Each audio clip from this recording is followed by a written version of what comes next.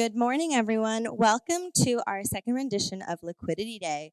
We're going to start off the day with Andrew from Versatus, who is going to thrill us with a very meme-filled presentation. Very meme-filled presentation. I'm Andrew from Versatus. The talk I'm giving today, I titled "A Tale of Two Cryptos," and I think we're talking out there about real-world utility and what happens to the crypto industry in its end state. And so I wanted to talk a little bit about kind of where we're at today and where I think we should go as an industry. It was the best of times, it was the worst of times, and I'm sure you're familiar with the Dickens quote. I think if you actually read the full quote, it's even more apt about the current industry. There's obviously both great minds in this industry. There's also scammers. There's also kind of bad things that happen in this industry. And I think that the Dickens quote, if you take a look at it, it's actually really, really interesting. So that's why I titled the talk "A Tale of Two Cryptos." So a few weeks ago, Vitalik tweeted or subtweeted, and he asked a very simple question: where does the yield come from? And this kind of like sparked a little bit of a firestorm because he called DeFi an Ouroboros, and asking where did the yield come from, and basically stating that this is not going to lead to another 10x or 100x adoption if we keep going down this path. And I tend to agree with that.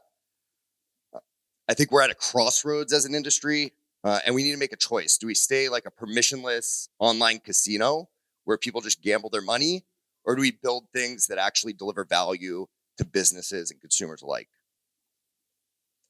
A lot of people just say like we're early, and I think that's true. I think we are actually still early. But people get sick of hearing that, but I do think that it's true that we're early. Another cliche comes to mind that being early and being wrong are the same thing. But I think what a lot of people miss from that saying is that you can actually be both. You could be both early and wrong. And I think the path that we're heading down right now is largely wrong. The good news is that when you're early, it's actually a little bit easier to pivot and course correct. So I think we have kind of this choice to make. Do we choose the route of freedom tech, or do we choose the route of online casino? And I'd prefer the route of freedom tech. If we rewind back to about 2012, when originally the colored coins paper came out, that was kind of what got me into crypto. It's what got me really excited. At the time, the cypherpunk community and the general tech community was really, really, really excited about what we were building. It's kind of changed since then. A lot of the Web 2 world has sort of abandoned us and said that, this is not something that's ever going to be useful, that there's never going to be real world utility to it.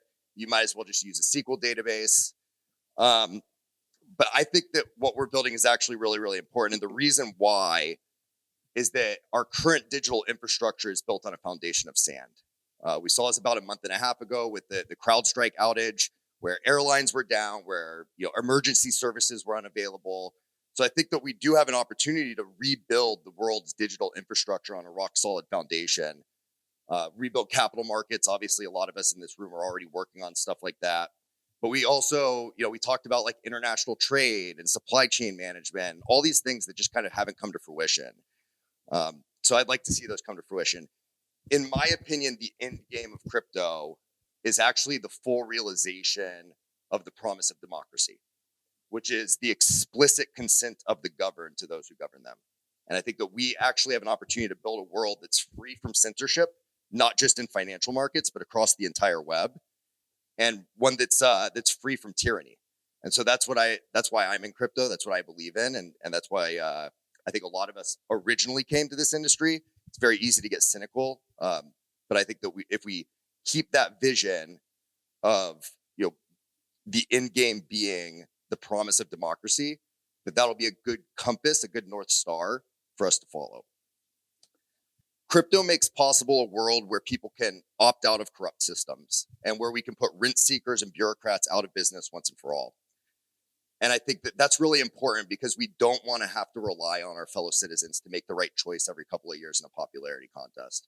And unfortunately, usually they don't make the right choice. And also, we usually don't have very good candidates to choose from.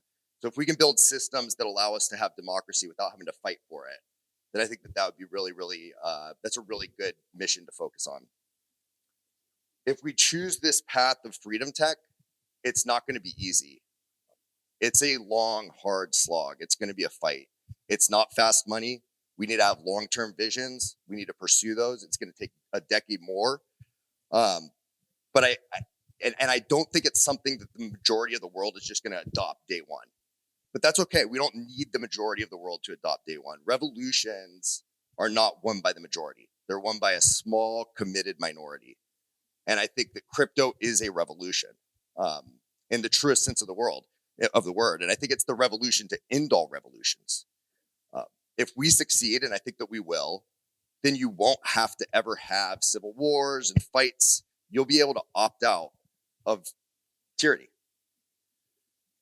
So this is the tale of two cryptos. I think on the one hand, we have an online casino. That's kind of where we're at today. I think we all know it. Not everybody wants to admit it, but it is kind of true. And on the other hand, we have freedom tech, the opportunity to free the world in our lifetime, to end tyranny once and for all, and to finally bring true the promise of democracy, of the explicit consent of the governed by those that govern them. Thank you.